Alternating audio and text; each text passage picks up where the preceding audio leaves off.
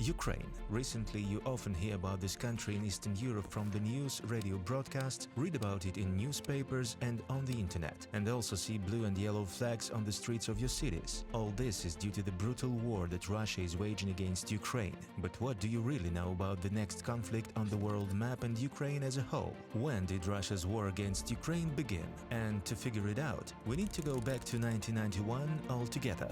The USSR is falling apart. Ukraine, like other Union republics, declares independence. The civilized world supports the right of these countries and peoples to self-determination. However, the United States and other countries are concerned that Moscow will not just want to let go of its subordinate territories. The prevailing view was that the collapse of the Union could very likely lead to a protracted conflict with the use of nuclear weapons. In 1993, US Secretary of State Lawrence Eagleberger, handing over the cases to his successor, writes a 23-page note. He points out that if democratic reforms do not work, Russia, as the legal successor of the totalitarian USSR, will once again become a threat to the world. And the second is that Russia can start a war with any of the Union republics, and Ukraine is under particular threat. Why?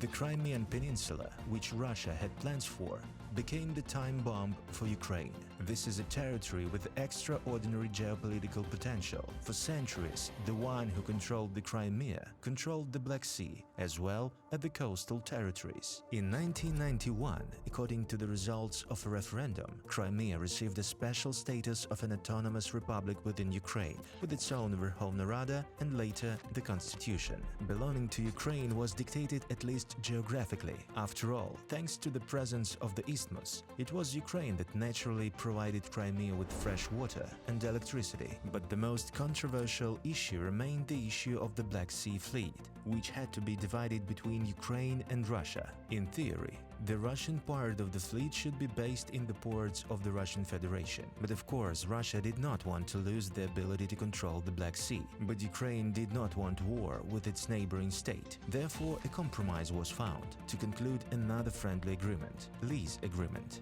According to it, Russia left its fleet in the Ukrainian Crimea for 20 years, until May 28, 2017. In 2010, the agreement was extended until 2042.